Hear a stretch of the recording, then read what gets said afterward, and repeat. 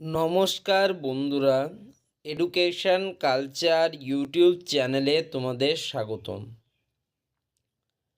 তো তোমরা যারা diploma in engineering and technology, modern office practice and management,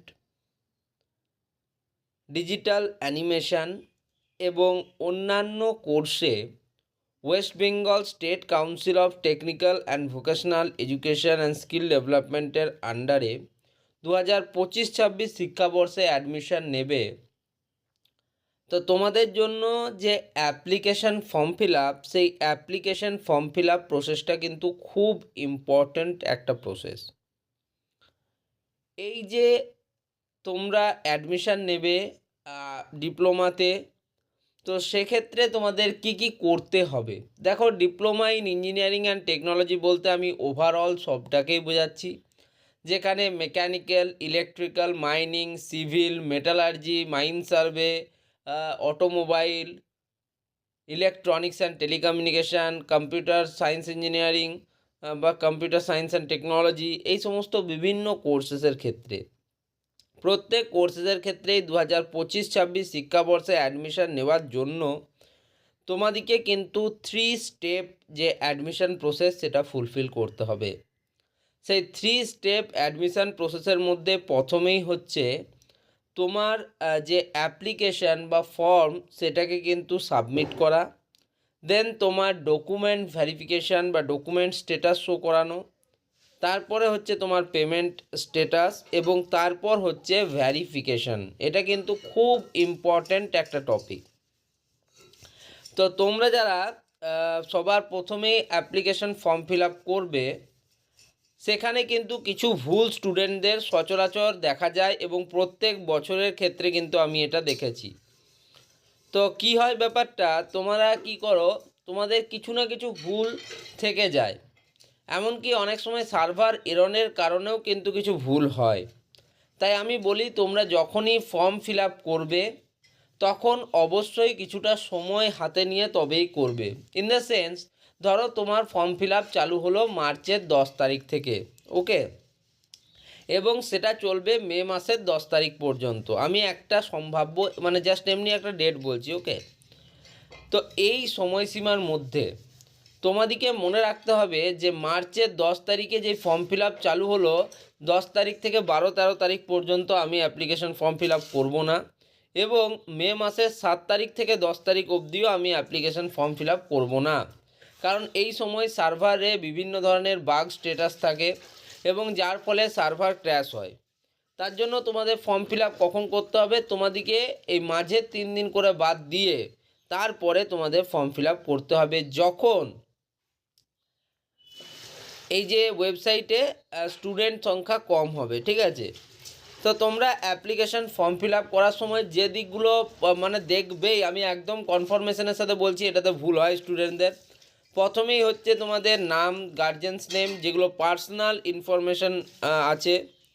দ্বিতীয় জিনিস আমি তোমাদের বলবো যে তোমাদের কিন্তু আধার কার্ড ডিটেলস যদি তোমরা ভুল দিয়ে দাও, সেক্ষেত্রে কিন্তু একটা বিরাট বড় সমস্যায় কিন্তু তোমরা পড়বে।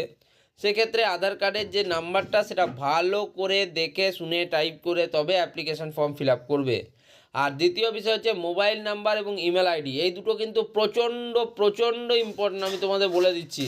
কারণ তোমাদের যে মোবাইলটা দেবে তার মধ্যে ওটিপি আসবে পরবর্তীকালে যে কোনো রকম ক্ষেত্রে, এবং মেল আইডিটাতে কিন্তু তোমাদের মেল আসবে স্টেট কাউন্সিলের। ফলে এই জিনিসগুলো তোমাদের কিন্তু চরম সাবধানতার সঙ্গে কিন্তু করতে হবে। যেটা আমি কেন বলছি, এগুলো বলার প্রয়োজনটা কি, এগুলো তো ফালতু বকবক করা একদমই নয়।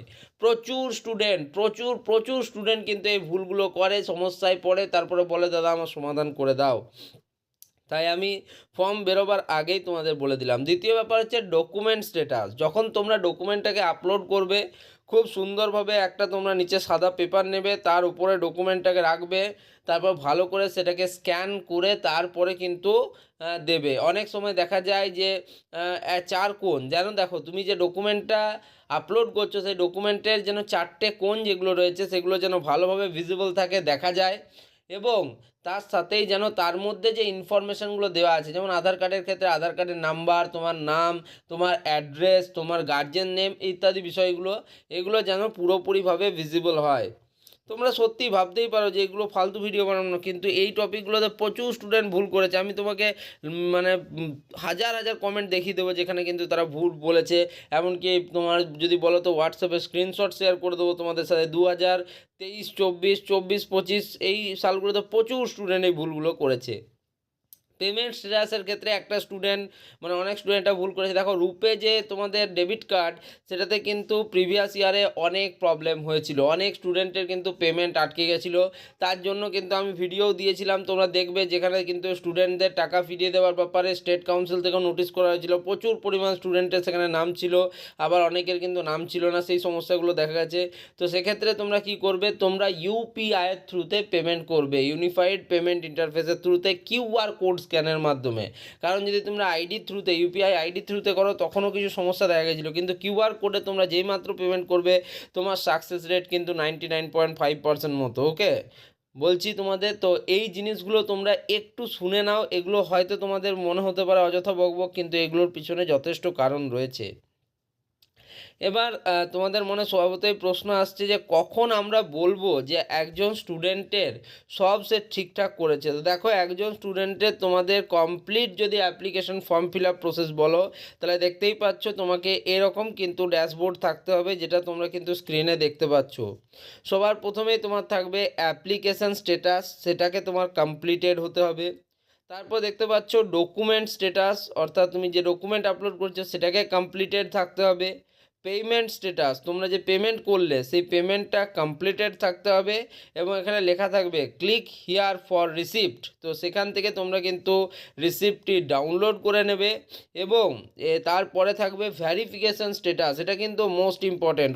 কোনো স্টুডেন্টের ভ্যারিফিকেশান খুব তাড়াতাড়ি হয়ে যায়, কোনো স্টুডেন্টের ক্ষেত্রে সেটা দেরি হয়। সেটা বিভিন্ন জেলা এবং সিডিএস সেন্টারগুলি, অর্থাৎ কমন ডিস্ট্রিবিউশন সেন্টার, যেখানে ভ্যারিফিকেশানটা মূল ভ্যারিফিকেশানটা হয়, সেটার জন্য কিন্তু তোমাদের এটা হয়। যদিও এই ভ্যারিফিকেশান তোমাদের অফলাইনে করতে হবে না, এটা কিন্তু অনলাইন ভ্যারিফিকেশান প্রসেস। ওকে, তো এখানে যতক্ষণ না তোমাদের ভ্যারিফিকেশান কমপ্লিটেড হচ্ছে, ততক্ষণ তোমরা কিন্তু অ্যাকনলেজমেন্ট যে স্লিপটা, সেটা কিন্তু ডাউনলোড করতে পারবে না। তোমাদের ভ্যারিফিকেশান যেই মাত্র কমপ্লিট হবে, ভ্যারিফিকেশান স্ট্যাটাস, তারপরেই কিন্তু তোমরা তোমাদের অ্যাকনলেজমেন্টটা কিন্তু ডাউনলোড করতে পারবে।